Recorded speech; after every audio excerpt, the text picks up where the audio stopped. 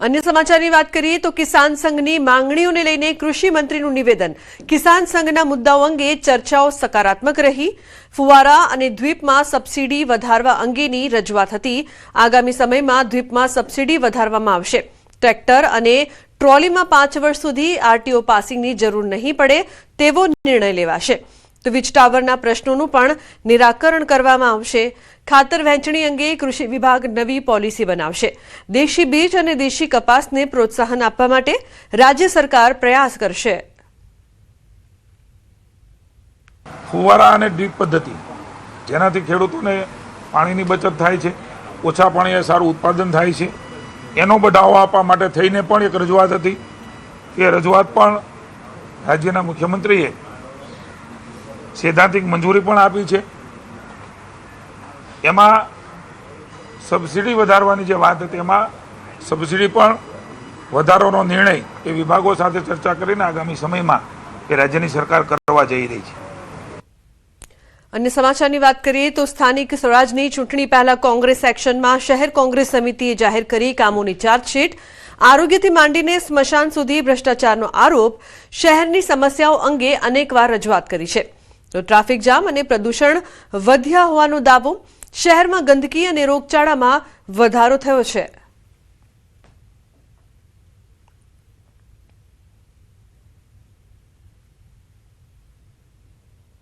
જે લોકોને બોલવાનું છે અમારા તો જનરલ બોર્ડમાં જ્યારે જ્યારે તમે જોયું છે કે અમદાવાદ મ્યુનિસિપલ કોર્પોરેશનની જનરલ સભા જ્યારે મળી હોય ત્યારે કોંગ્રેસના તમામ કોર્પોરેટરોએ આક્રમકતાથી આ પ્રજાના પ્રશ્નો રજૂ કર્યા છે। ભૂતકાળમાં ખારીકટ કેનાલની વાત હોય, બીએસ હોસ્પિટલની વાત હોય, વરસાદી પાણી ભરાઈ ગયા હોય, ગોવા નગરીની વાત હોય, હાટકેશ્વર બ્રિજની વાત હોય, જે પણ મુદ્દાઓ પ્રજાજનને લગતા જે પણ મુદ્દાઓ કોંગ્રેસ પાર્ટીના ધ્યાનમાં આવ્યા છે ત્યારે કોંગ્રેસ પાર્ટીએ કોઈની પણ શેર શરમ રાખ્યા વગર આંદોલન પણ કર્યું છે, આવેદનપત્રો પણ આપ્યા છે અને રજૂઆતો પણ કરી છે।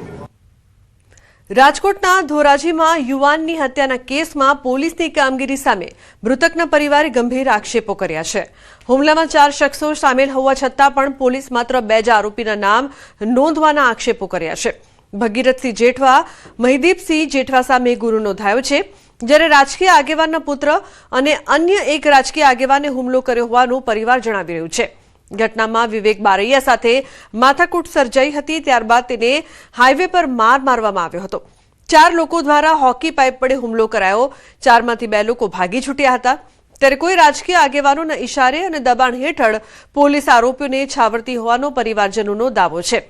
માર માર્યાના સીસીટીવી ફૂટેજ પણ સામે આવ્યા છે, જેથી જો બીજા આરોપીઓ સામે કડક કાર્યવાહી નહીં થાય તો ઉગ્ર આંદોલનની પરિવારે ચીમકી ઉચ્ચારી છે। એટલે 4 ભાગી ગયેલા હતા। પોલીસે એવું કીધું કે બેનો અત્યારે ખબર છે કે બે જણાના પાકું થઈ જાય એટલે એના નામ લખશું। મને આમાં ખબર નથી પડતી કે ફરિયાદમાં અમે 4 જણાના નામ લખાવેલ છે, તો આમાં 2 જણાના નામ કેમ આવે છે? આમાં કોઈ રાજકીય રંગત લાગે છે, કોઈ રાજકીય આગેવાનોને છાવરવાના લાગે છે। જો અમારો આ લોકોને સજા નહીં થાય, આ લોકોની પકડ નહીં થાય તો અમે ગાંધી ચિંધિયા માર્ગે ઉગ્ર આંદોલન કરશું। ત્યાંથી અમે ઇકોમાં મારો ભાઈ હિમાલય, હું, મારા કાકા અને મારો બીજો ભાઈ વિશાલ, અમે 4 જણા ઇકોમાં ગયા।